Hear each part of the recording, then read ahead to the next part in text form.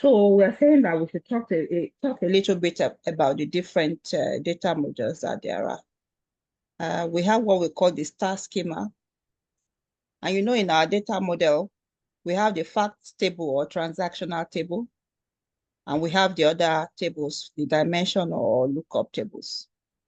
Okay, so the way that those lookup tables are joined to the fact tables, how they are joined is what will determine if it's star schema or not. So star schema has been named like that because it's like the shape of a star somehow, where all of the dimension table we have are directly linked to the facts table. For example, in this type of one that we are looking at, we have store.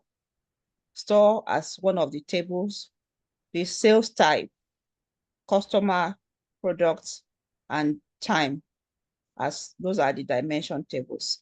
And each one of them, we don't see the line, but yes, if each one of them is directly joined to the facts table, that's where when you have a star schema, when every dimension table has a direct joining or link or communication with the fact table. We can see that in this fact table, we have product ID. So the product ID on there is used to join the product ID that we have here. The time ID on here is used to join to the time ID on here.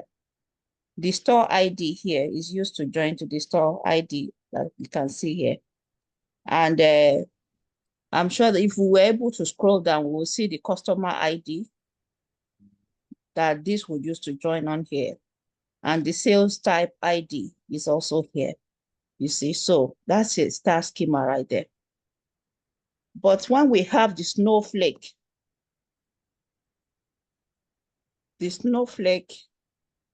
would look like this.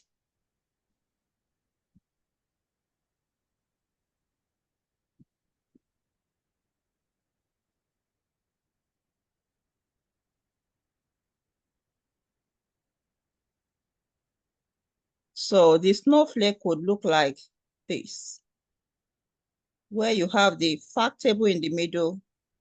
You have some of the dimension tables joined directly, but you have others that are not directly joined. So those are hanging onto the dimension tables. Let me look for one where we have a label. Okay.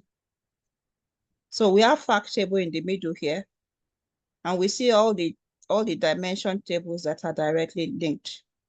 But the moment you start having an extra table, even if it's just one extra table that is joining to one of the dimensions and is not directly linked to the fact table, then that's a snowflake that we have.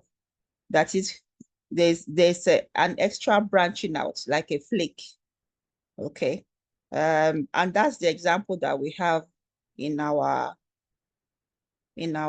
Power BI. Let's go back to our Power BI.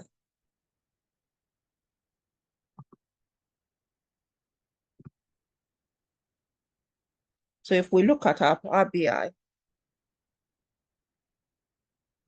we have our facts table, this others table, and all of the dimension tables, customer, employee, shippers, products, and dates, they are directly joined. So normally we would have called that a star schema, but we can't call it a star schema anymore. And that's because we now have this categories ID, which is not directly linked to our fact table. It is joined to products table. Product is a dimension table. Categories is a dimension table. So categories is not able to communicate directly to the fact table. It has to pass through products. So it's like, look at the direction of filtering now. So it's like we are coming from categories, we get to products first before we can then analyze by use whatever we have with the two to look at what others we have. So the type of modeling we have created here is called a snowflake. because we can't call it. If these extra categories was not branching out or wasn't there, we would have had a star schema. But because of this, that's hanging away from the others, not directly linked to our others table, which is the fact table. That's why it's called a snowflake rather than a star schema. Does that make sense? Does that explanation on the two different type of data model that you can form with your work? Does it make sense the way that it's been explained? Flakes is a little bit complex, you know. Yes. Star schema is very straightforward. All of the dimensions are directly joined to the fact table. That's all. But where we are now having, some tables, like all these tables that have hierarchy. For example, products have, sometimes you have category, subcategory, and products. Those ones have hierarchies. Sometimes you won't have them all together in one table to make a complete product table. Sometimes this is what you would have. Another example is when you have a geographical table where you have, you don't have maybe you have a table that has region, which is now linked to maybe a location table. Then the location table is then linked to the fact table that you have. You see? So it's like there's two steps now. This is the first step around here. Then second step before we get to our last step. But for the other tables, you see, they don't have anything branching out there. They are just directly here. So if we were to remove this part, this categories part, then we can say confidently that we have a star schema as our data model. But right now, because this happened, we can't call it that anymore. It is called a snowflake. Okay, so all we need to know here is that if all the dimension table have a chance to be directly linked, to be directly linked to the fact table, that's your star schema. But if for any reason one of the tables is not directly linked, it's being joined to another dimension table, then that is a snowflake. If we can remember that, then we'll be fine. I think we'll keep coming back to that as we work on this data set. Okay. Now, what we did here yesterday was, yes, we created two visuals. They are the same, exactly the same visual, because if I click on here now, if we come here under this, if we come on here, we can easily see the data we used, the tables rather. The tables that were used to create these two tables are the same. Look at that. Product name and the sum of sales before discount. If I click on this table as well, it's the same thing, product name, sum of sales before discount. But we started changing it because we said that we noticed within our data set that price changed at some point. And when we look through using a few products as examples, we discovered that just before April of 1997, most of the product prices changed. There was an increase, okay? So we said, let's do a kind of a price analysis of the data set of the products, within our data set, which means we will do we'll compare the two periods, the period before April of 1997 and the period on and after April of 1997. And how were we able to achieve that? We clicked on this table, Then we came to filters. Under filters, yesterday we spoke at length on what filters are about, how to use this filters pane. Okay. All we did was we dragged the dates, this date field. We dragged it into under filter on this visual because we want to use it for the visual that was selected. And we used advanced filtering, and we say that show us all the items of the value before 01/04/1997, because the last date we want to appear here is 31st of March 1997. So it's right for us to say any date before this date, let that be what you show here. And what we then did was any date after the last day in March, and that will be from 1st of April to the end of the data set. Let that be what you show on this visual. Okay. We now said, okay, it would be nice to have the product ID, you know, so that we will see with the examples that we have looked through manually so far, we'll see if this works. Okay. If you click on product 1, you can see that the unit price was at this level, £14.40. But on this side, it became £18. So we can easily see. Then if we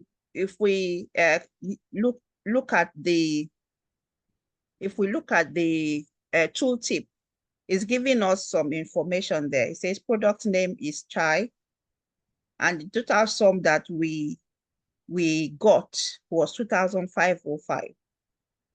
But if we come on here for the same chai, the total sum we got was over 11,000.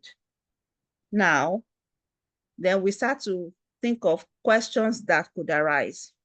Could that be because of the number of quantities that were bought at the different times? Or is it just down to the price that was changed?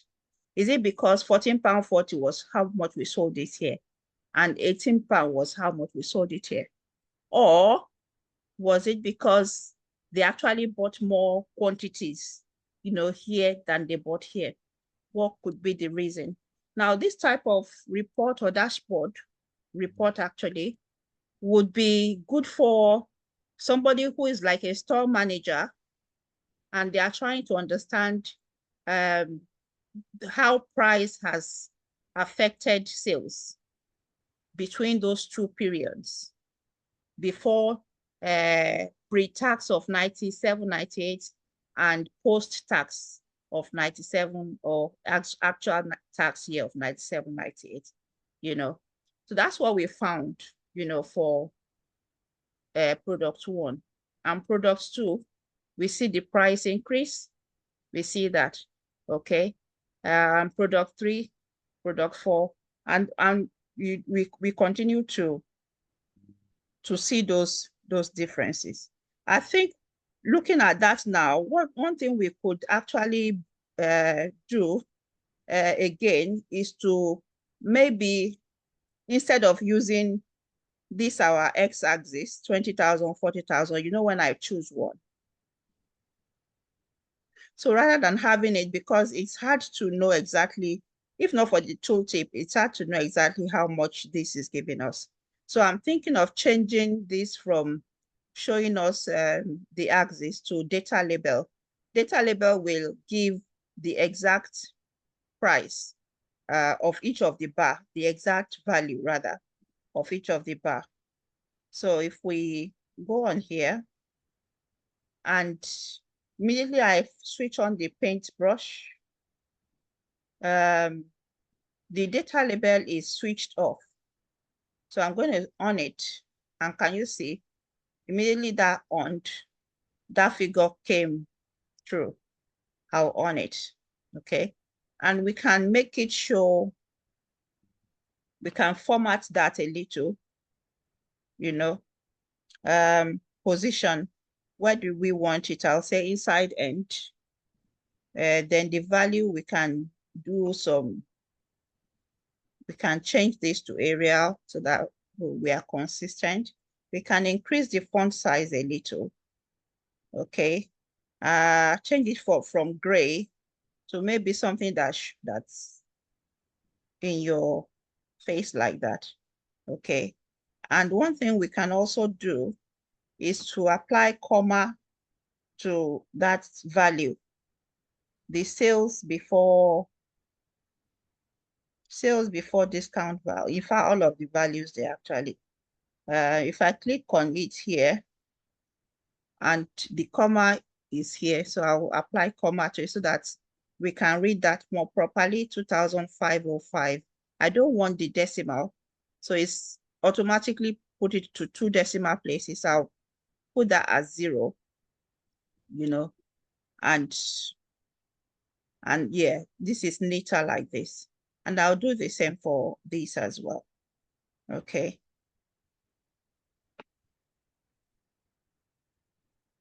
Switch on the data label.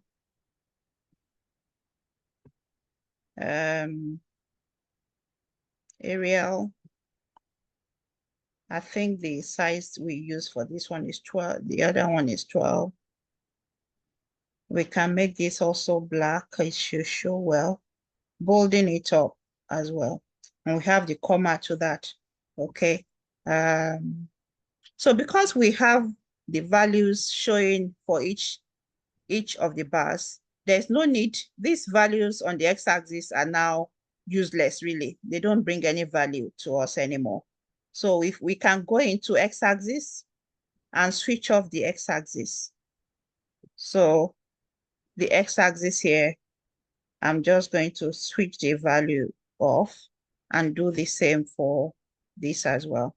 And I'm doing that because we now have data labels that will give us the actual values that these are for. Okay. What else was I looking? Yes, I wanted to remove product name because we know that these are product name.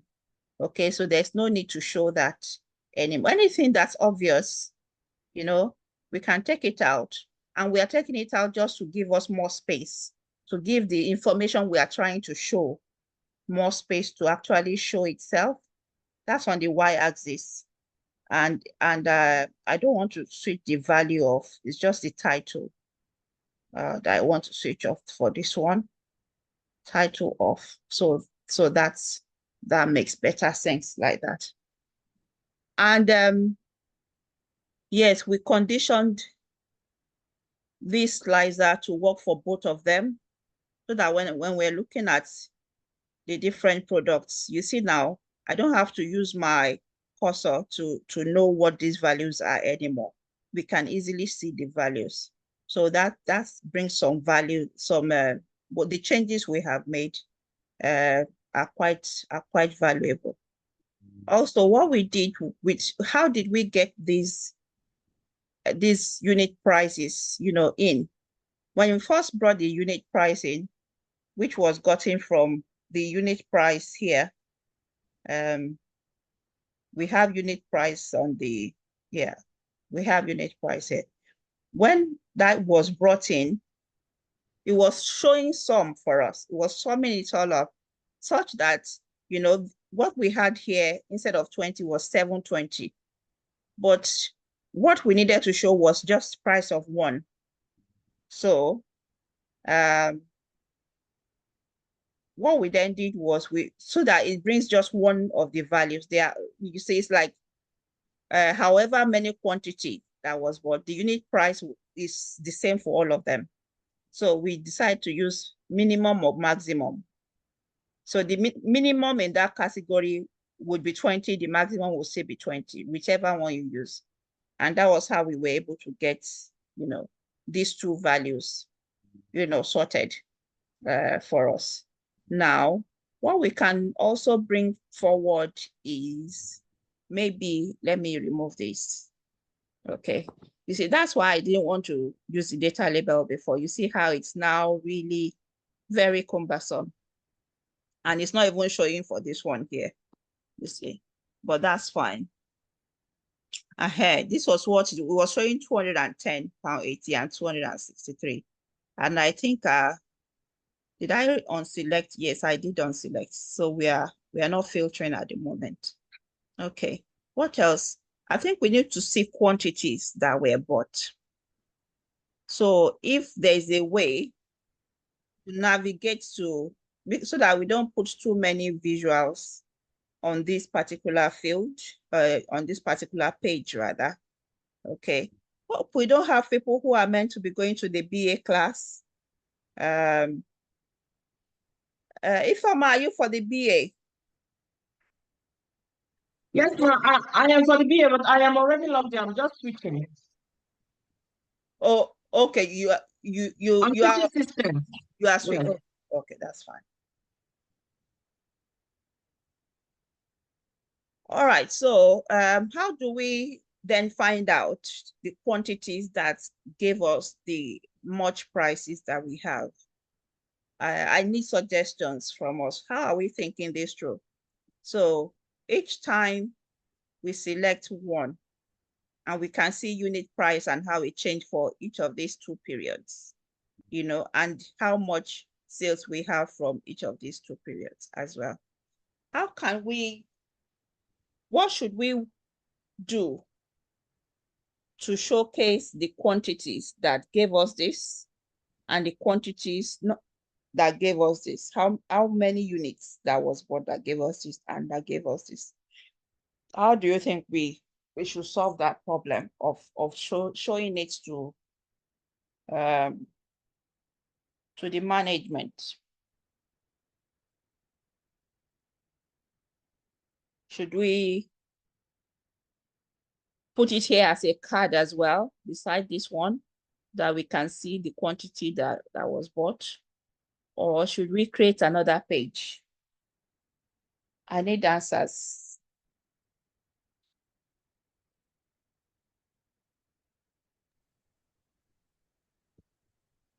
What do we think? What are we thinking?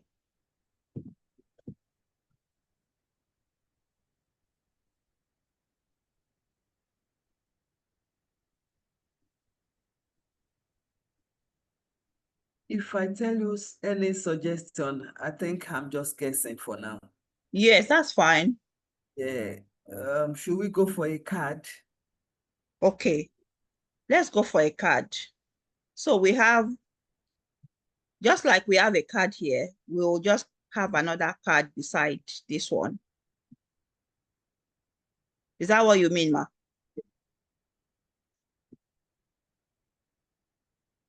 I'm trying to create space.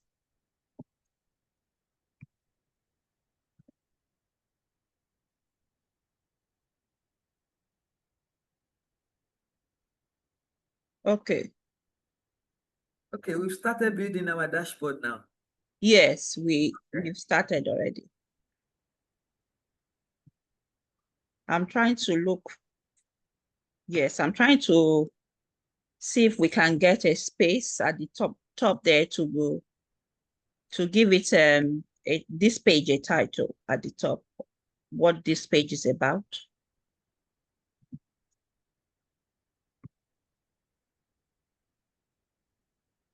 So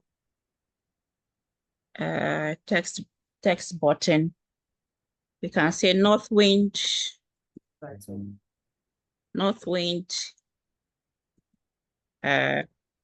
price analysis periodical, Northwind, because it's 2 periods, periodical price analysis, price/sales, actually, sales analysis. So that would be the title that we have on here. We used to have an image for SoftNet. The logo. Yes, like a logo that we can, let me center this. Let's change the title, or the font rather. That needs to be bolder than that, maybe 16 or 20. Okay, would 20 work? Okay, so we can, what color does softnet use, Seth? What's our predominant color? Light blue and white. Blue and white.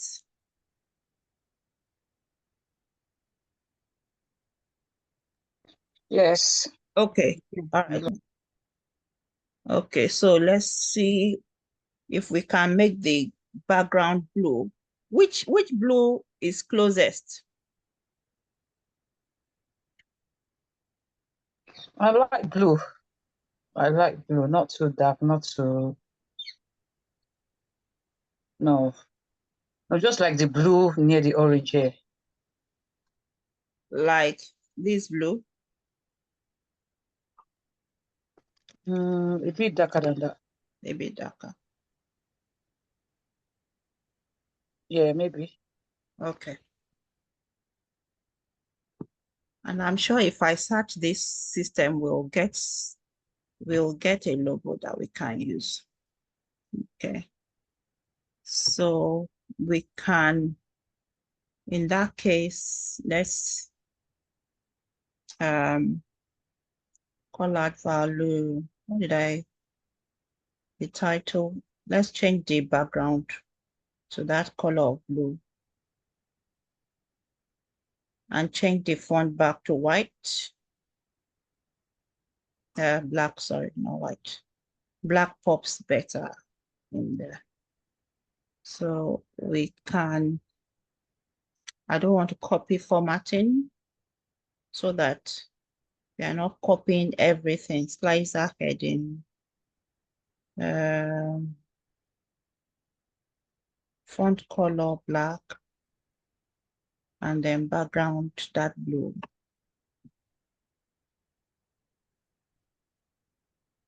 We'll do the same for this as well.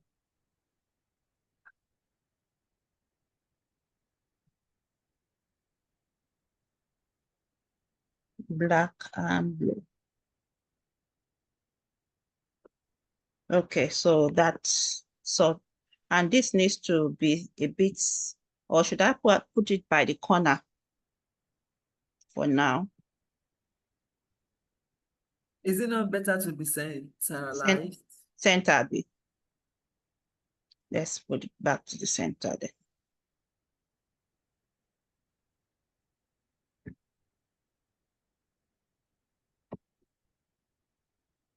Looks like that should be fine. Okay. We can decide to change these two, but we'll leave them alone. Let me look for, let's save this, what we've done so far. I'm sure I insert image. Let me see if we can get softnet.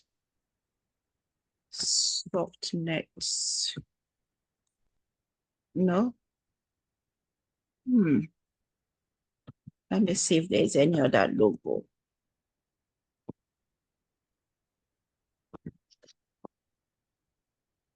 View.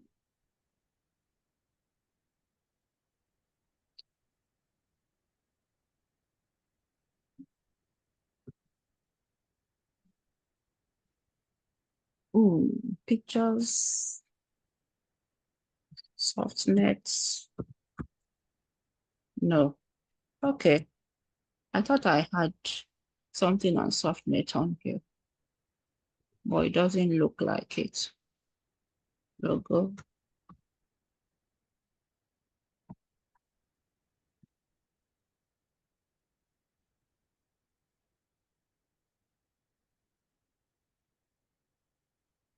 We'll just pick any of those logos that make sense a little, because this has blue on it. It would do. Check your message, Debbie. I should check where? Your WhatsApp message. Okay, all right. Let me just stop share for a second. And I'm just pausing